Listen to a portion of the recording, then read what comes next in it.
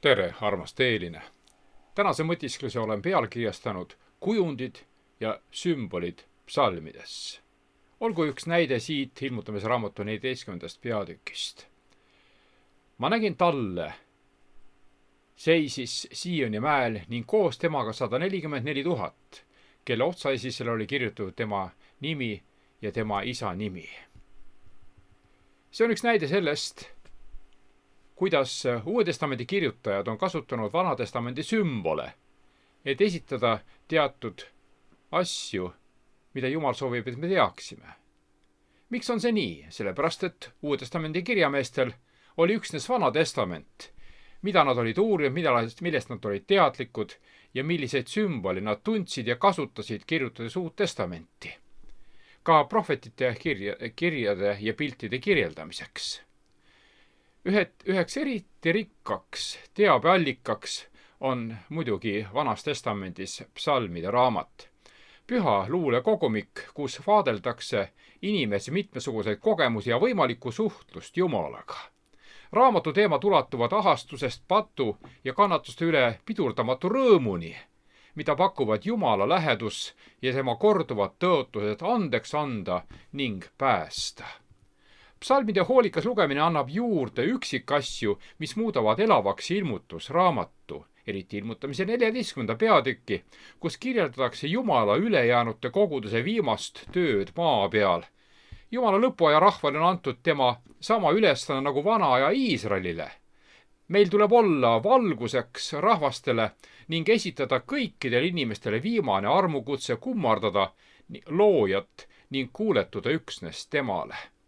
Mõningad üksikasjad, mida Jumala lauluraamatust leiame, lasevad meil uut moodi mõista ja hinnata oma osa maa ajaloo viimastel hetkedel. Ja nüüd üks kujund, milleks on ülempreester. Kuigi Mooses oli kogudustelgi ehitamise ülevaataja, ei olnud tal luba kasutada enda soovi kohast kujundust. Jumal andis talle kavandi, mille järgi toimida. Sest 2. Moose 25 ütleb, ja vaata, et sa need teed nende eeskujude järgi, mida ma sulle mäel näitasin.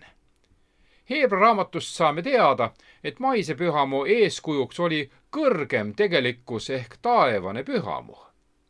Loeme Heebra 9. peatükist. Aga Kristus, kui tema tuli taevaste heade andide ülempreestrina suurema ja täiuslikuma telgiga, mis ei ole kätega tehtud, see on, mis ei ole pärit sellest loomisest. Ja ka mitte sikkudega ja vasikate verega, vaid iseenese verega läks ükskord sinna pühasse paika ning saavutas igavese lunastuse. Sest kui sikkude ja härgade veri ja lehmatuhk, mis riputatakse neile peale, oleks kes on rüvetunud, pühitseb liha puhtuseks, kui palju enam Kristuse veri, kes igavese vaimu läbi iseenese veatuna ohverdas Jumalale, puhastab meie südametunnistuse surnud tegudest teenima elavat Jumalat. Ja sellepärast on tema uue lepingu vahemees, et pärast tema surma, mis oli lunastuseks esimese lepingu ajal olnud üleastumistest, need, kes on kutsutud, kätte saaksid igavese pärandi. Mida me siit leiame? Mida Jeesus meie heaks teeb? Maapealne pühamu rääkis preestri ja ohvrite, esemete ja muude kujundusosade kaudu hämmastavalt üksikasjalikult Jeesusest. Kogu pühamu räägibki Jeesusest sümbolite kaudu. Ilmutusraamat on pühamus kasutatud kujundite poolest väga rikkalik. Juba sissejuhatavates salmides märkame pühamu lambijalga seaduselaegast, millest räägib üksikasjalikult 4. peatükk ning veel palju muid viiteid templile. Ilma Vana Testamendi pühamut tundmata on võimatu aduda suunda, kuhu Johannes oma nägemuste kirjeldusega liigub. Paulus kirjutab Iisraeli kogemuste kohta, et kõik sündis neile näidetena ehk eeltähendusena ning on kirjutatud hoiatuseks meile, kelle ajal jõuab kätte ajastu lõpp. Templi üksikasjad õpetavad meile palju. Psalmide raamatust leiame nende üksikasjade mõistmiseks olulise koostisosa. Milline oli Jumala rahva isiklik suhe templiga? võime pilgu heita sellele, kuidas suhtus Taavet pühamusse ja selle teenistustesse ning näeme Jumala rahva südame vastust sellele, mida Messias pidi nende heaks tegema. Mitte üksnes mudelid ei aita meil Jeesust näha. Võime uurida ka nende inimeste isiklikke kogemusi, kes said aru, mida Jumal püha oma kaudu õpetab ning leida neist õppetunde iseenese kohta ja oma kogemuste kohta Jumalaga. Aga nüüd loen psalmist 122 järgnevad read. Ma rõõmustusin, kui mulle öeldi, lähme Jehova kotta. Meie jalad seisid sinu väravais, Jeruusalemm. Jeruusalemm, kes oled ehitatud nagu hästi kokku liidetud linn, kuhu läksid üles suguharud, Jehova suguharud tunnistuseks Iisraelile tänama Jehova nime. Sest sinna on seatud aujärjed kohtumõistmiseks, aujärjed Taaveti kojale. Paluge rahu Jeruusalemmale, käigu hästi nende käsi, kes sind armastavad. Rahu olgu su müüride vahel, hea käekäik su kuninglikes kodades. Oma vendade ja oma sõprade pärast tahan ma nüüd ütelda rahu sinule. Jehova, meie Jumala koja pärast tahan ma otsida sulle head. Me ei saa sõna otseses mõttes minna maa peal asuvasse issanda kotta. Seda sellepärast, et seda ei ole enam ja kui mõni ka ehitaks samasse kohta, oleks see mõttetu. Samas, millised üksikasjad selles psalmis julgustavad meid selles, mida Kristus on meie heaks teinud? Pööra tähelepanu rahu, julgeoleku, tänu ja kohtumõistmise teemadele. Ilmutamise 14. peatükis näeme Jumala rahvast seismas Sioni mäel. Algne Sioni mägi asus tänapäeva Jeruusalemma vanalinnast lääne pool ja seda peeti Jumala trooniks ehk kohaloluks oma rahva keskel. Aja jooksul hakati ka Templimäge, seega siis Mooria mäge, pidama Sioni mäeks. Teisisõnu, see oluline kirjeldus Jumala ülejäänutest viimastel päevadel esitatakse pühamu kõnepruugis, just nagu enamik põhilisi sündmusi ilmutusraamatus. Tänu Jumala tallele on Jumala rahvas tema pühal mäel. Psalm 15 ja 24 küsib Taavet väga olulise küsimuse. Kes tohib elada sinu pühal mäel? Samal teemal võtab sõna ka ilmutuse 14. peatükk, kus esimeses 3 psalmist kirjeldatakse Sioni mäel seisvaid inimesi. Taaveti psalmides leiduv kirjeldus nende kohta, keda lubatakse Jumala juurde, on nõue, mida patused ei suuda tõenäoliselt täita. Kes meist saaks ausalt öelda, et ta on alati elanud laitmatult? Kes on alati rääkinud oma südames tõtt? Ükski meist ei saa öelda, et me pole iialgi kõikunud. Kui ütleme, et me pole kordagi pattu teinud, siis piibli sõnade kohaselt ei ole meis tõde. Me ei saa jätta järeldamata, et tal on see, kes võimaldab meil seista Sioni mäel. Taaveti psalm ei nimeta talle, aga ta tõuseb ühtäkki esile ilmutamise 14. peatüki kirjelduses. Ilmutusraamatu 14. peatükk justkui vastaks Taaveti küsimusele, nüüd, kui Jumala tall on Sioni mäel, pühamus, saame ka meie olla seal, sest usu läbi loetakse tema täiuslik õigus ju meie omaks. Meil saab olla julgus sisse minna kõige pühamasse paika. Selle tee on tema avanud meile uuena ja elavana eesriide, see on oma ihu kaudu, nagu Heebra 10. peatükk teatab. Sioni mäele kogunenud ülejäänute otsa ette on kirjutatud nimi, isa ja talle nimi. Pühakirjas tähendab nimi rohkemat kui vaid tähist, millega inimesed üksteise poole pöörduvad. Nimi esindab iseloomu. Tänase päevani öeldakse paljudes kultuurides, et kellelegi on hea nimi, kui peetakse silmas tema õilsat iseloomu. Aga vaatleme nüüd 2. Moosese 33. peatükki. Ja Mooses ütles, näita siis mulle oma auhiilgust. Ja tema vastas, ma lasen sinu eest mööduda kogu oma ilu ja kuulutan sinu ees issanda nime. Ja ma olen armuline, kellele olen armuline ja halastan, kelle peale halastan. ja ta ütles veel, sa ei tohi näha mu palet, sest ükski inimene ei või mind näha ja jääda elama. Siis ütles issand, vaata, siin on mu juures on üks paik, astu selle kalju peale. kui minu auhiilgus möödub, siis ma panen sind kaljulõhesse ja katan sind oma kätega, kuni ma olen möödunud. kui ma siis oma käe ära võtan, näed sa mind selja tagant, aga mu palet ei tohi keegi näha. ja veel teise Moose 34. peatükis. issand ütles Moosesele, raiu enesele 2 kivilauda, esimeste sarnased, ja ma kirjutan laudade peale sõnad, mis olid esimestel laudadel, mida sa purustasid. ole hommikuks valmis, mine hommikul üles Sioni mäele ja seisa seal minu ees mäe tipus. aga ükski ei tohi koos sinuga üles tulla ja kogu mäel ärgu nähtagu ka mitte kedagi, isegi lambaid, kitsi ja veiseid ei tohi selle mäe ees karjas olla. Siis Mooses raius 2 kivilauda, esimeste sarnased, ja Mooses tõusis hommikul vara ning läks üles Siinai mäele, nõnda nagu issand teda oli käskinud, ja võttis kätte need 2 kivilauda. ja issand laskus alla pilve sees. Mooses astus seal tema juurde ja hüüdis issanda nime.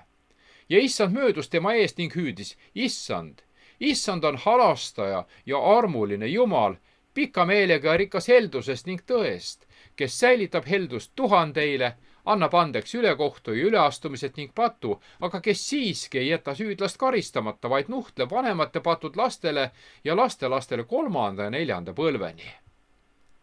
ja 119. psalmis öeldakse, mulle meenub öösel sinu nimi, issand, ja ma hoian su seadust. kui Mooses palus näha Jumala au, siis mida lubas Jumal talle näidata? mis järgnes siis, kui Jumal kuulutas Moosesele oma nime? ja issand laskus alla pilve sees. Mooses astus seal tema juurde ja hüüdis issanda nime.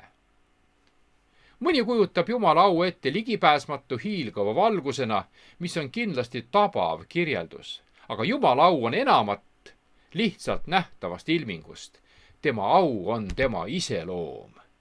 sama kehtib Jumala nime kohta. kui piibel kirjeldab ülejäänuid, kelle laubale on kirjutatud Jumala nimi, siis ei tähenda see, et sinna olekski kirjutatud päris tähed. mõeldud on seda, et Jumala iseloom on kirjutatud sinu mõtetesse, südamesse ning nii kumabki nüüd sinu elust Jumala armastus ja iseloom. sind on tõmmatud Jumalale ligi ja sa armastad teda sellepärast, kes ta on ning mida ta on sinu heaks teinud. huvitav on seegi, et kui Jumal ennast Moosesele kirjeldab, teeb ta seda seoses 10 käsuga, mis Moosesele 2. korda anti. 10 käsku on ühtlasi Jumala iseloomu jäljend. sarnaselt öeldakse ilmutamise 14. peatükis inimeste kohta, kellel on Jumala nimi, et nad peavad Jumala käske. pane nüüd tähele sõnu kirjas heebralastele. see on leping, mille ma teen nendega pärast neid päevi, ütleb issand. ma annan oma seadused nende südamesse ja kirjutan need nende mõistusesse. siis ta lisab, ja ma ei mäleta enam nende patte ega ülekohtu tegusid. milline evangeelium! kuigi meie elust kumab läbi Jumala seadus, vajame me ikkagi, et meie patte enam ei mäletata. Jumala nimi on tema iseloom, nagu just ütlesin. tema moraalikäsk on ta iseloomu jäljend ja need, kes kogunevad viimstel päevadel Jumala pühale mäele, on läbi imbunud armastusest Jumala vastu ning see armastus avaldub kuulekuses tema käskudele.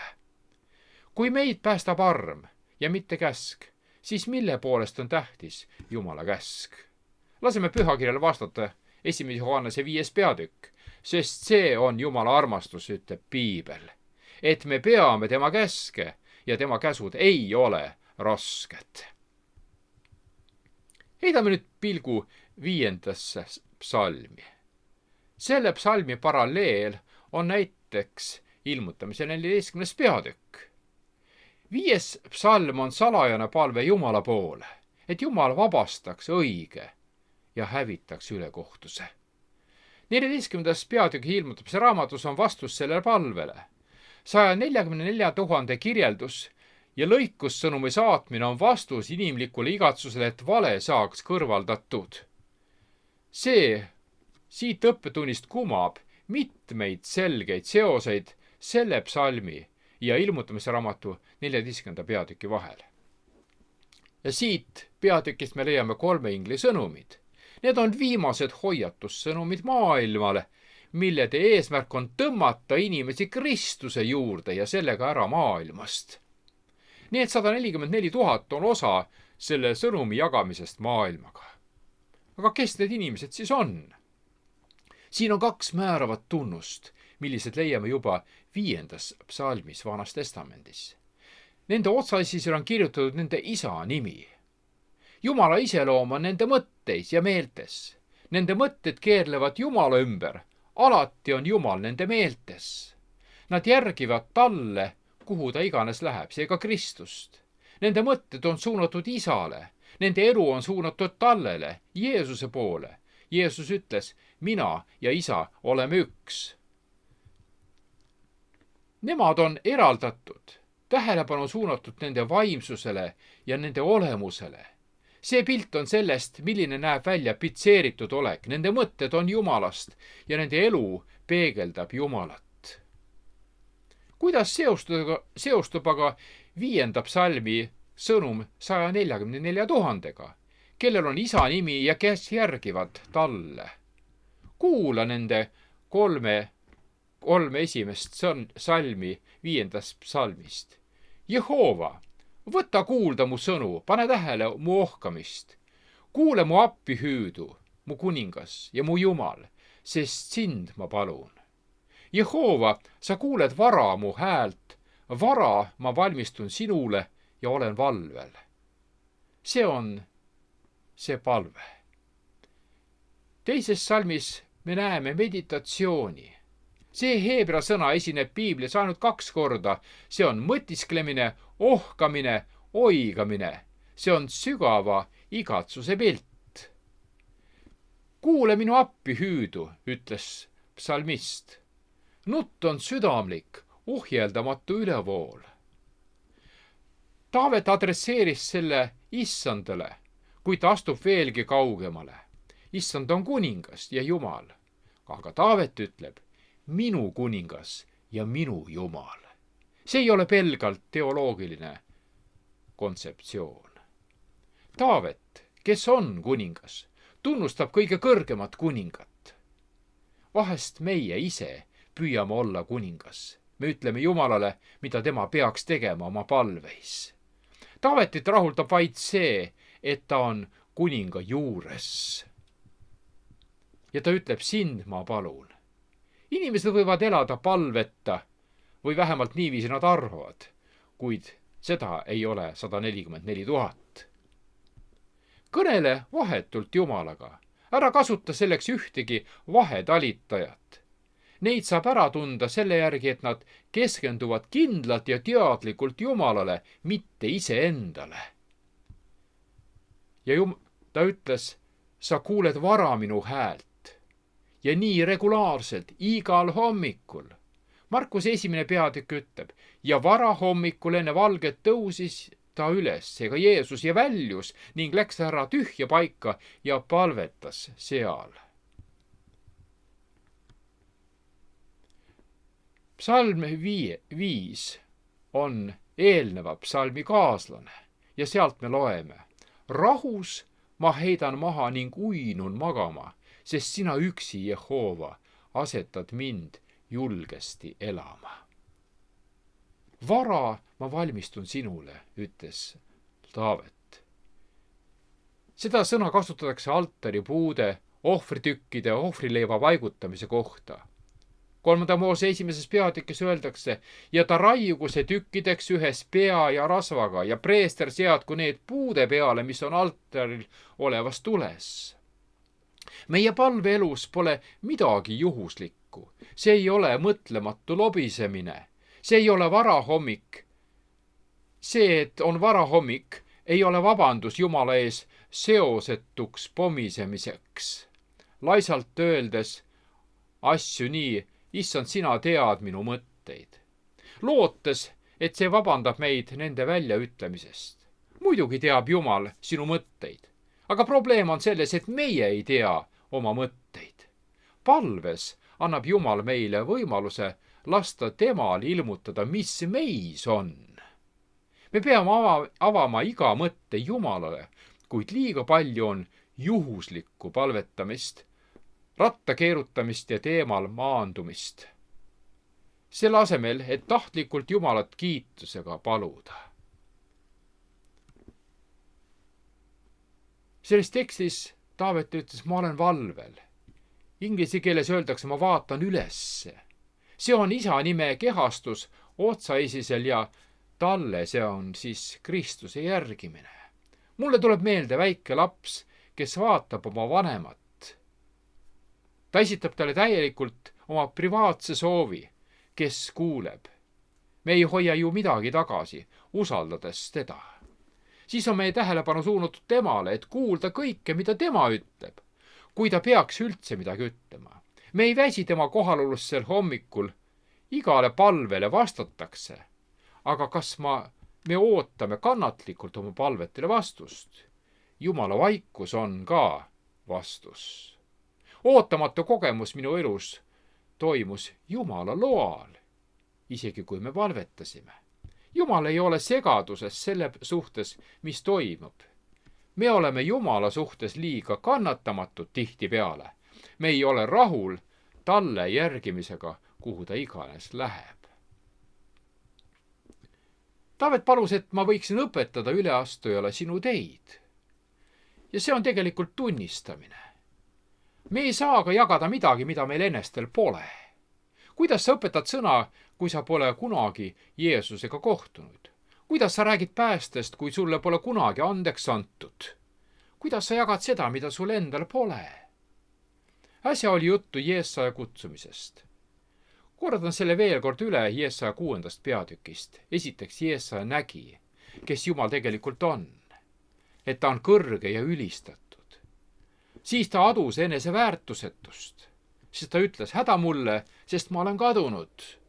siis ta kahetses ja tunnistas oma pattu.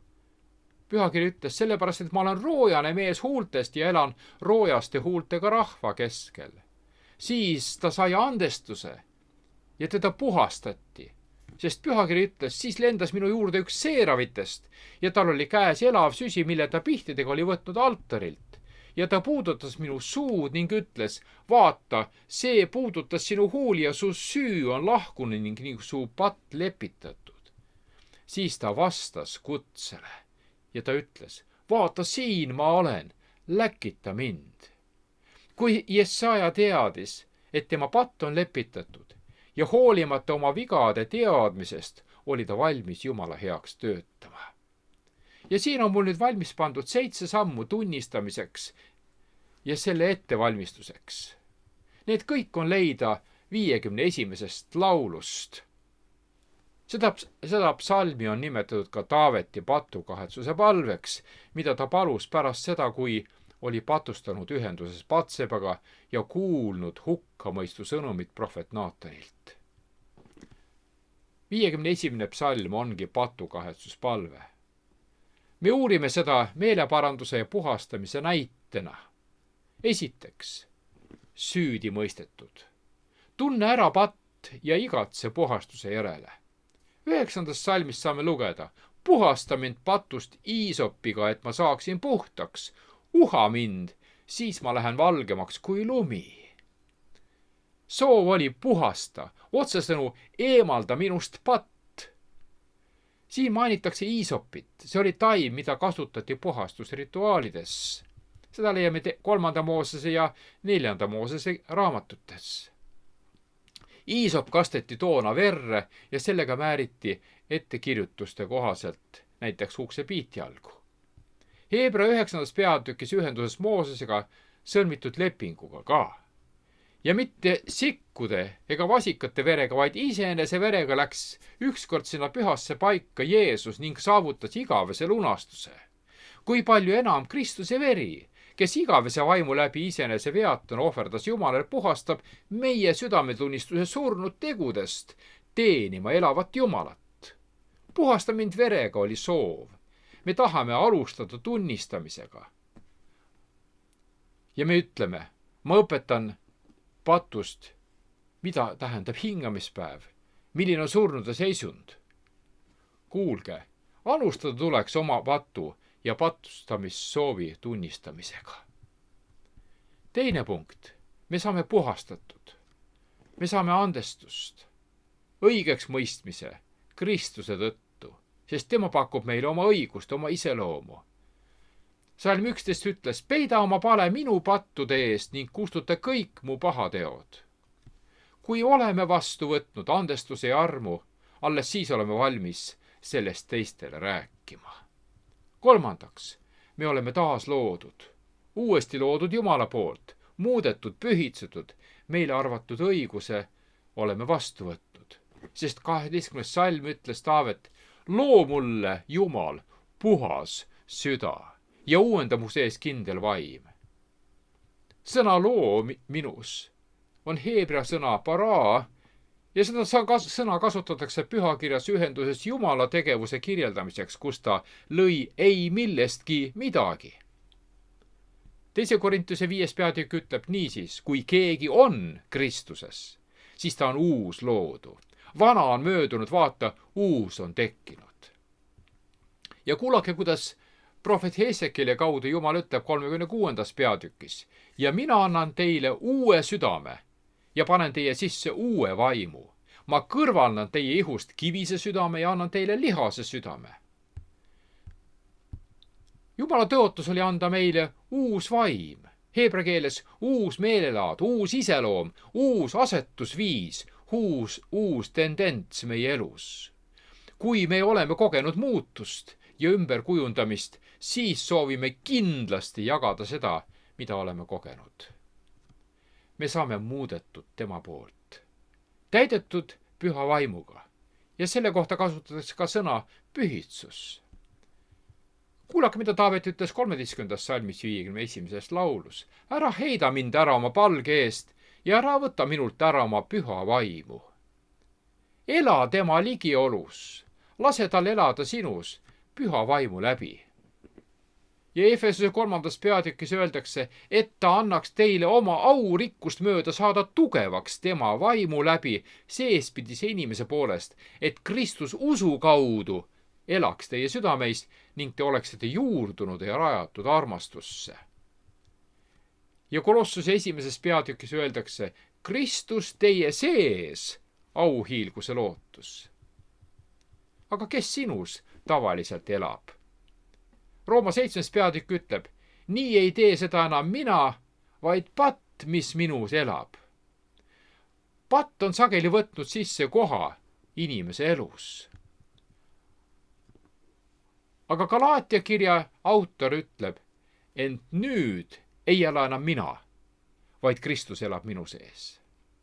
Ja mida ma nüüd elan lihas, seda ma elan usus Jumala pojasse, kes mind on armastanud ja kes on iseenese andnud minu eest.